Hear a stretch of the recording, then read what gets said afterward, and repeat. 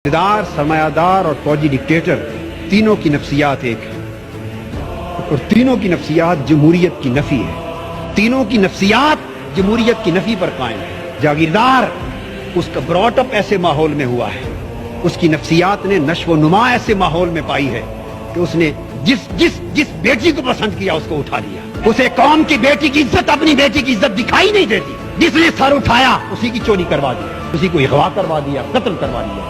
वो जागीरदार जिसकी नफ्सियात इस माहौल में बनी है, जब वो पूरे मुल्क का इक़्तिदार लेता है तो वो पूरे मुल्क को अपनी जागीर के तौर पे चलाना चाहता है। सरमायादार उसकी नफ्सियात ये है, वो पूरे मुल्क को अपनी इंडस्ट्री के तौर पर और फाउंड्री के तौर पे चलाना चाहता है, पूरे मुल्क को इंडस्ट्री बनाना चाहता है। इसलिए कि सरमायादार ने पूरी जिंदगी एक ही सबक सीखा है, एक ही सबक सीखा है कि दुनिया का कोई काम पैसे के बगैर नहीं होता और कोई काम ऐसा नहीं जो पैसा लगाएं तो हो न सके। एक ही उसूल है उसका, वो हर एक को खरीदना जानता है, एक चपरासी से लेकर बिजली की लाइनमैन तक, एक आईटीओ से लेकर इनकम टैक्स के कमिश्नर तक, उसने हर एक को पैसे से खरीदना सीखा है। जब वो मुल्क के इक़्तिदार पे आता है, वो सारे इदारे पैसे से खरीदना चाहता है। उससे पूरे के पूरे मुल्क का सिस्टम तबाह बर्बाद होता है। उसके ज़हन में भी जमहूरियत की नफी है।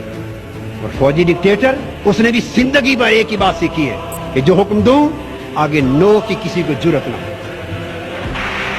जब वो इक़्तिदार पर आता है तो वो पूरे मुल्क को बटालियन की तरह चलाना चाहता है। 48 साल में मुल्क की ज़मान इक़्तिदार बदल बदल के इन 3 तबक़ात में रही। यही वजह है कि चेहरे ही बदलते रहे हैं। निज़ाम न बदलना था न बदल सका और न बदलेगा जब तक इक़्तिदार की कुर्सियों पर जागीरदार, सरमायादार, वडेरे काबिज हैं। उस वक्त तक इस मुल्क की तकदीर, इस मुल्क का निजाम, इस मुल्क के गरीब का मुकद्दर कभी बदल नहीं सकता। अगर गरीब को अपना मुकद्दर बदलना है तो इक़्तिदार इनसे छीनना होगा, इन ऐवानों से इनको निकालना होगा। इनकलाब नारों से भी नहीं आएगा। इनकलाब खून मांगता है, खून मांगता है। इनकलाब कुर्बानियां मांगता है।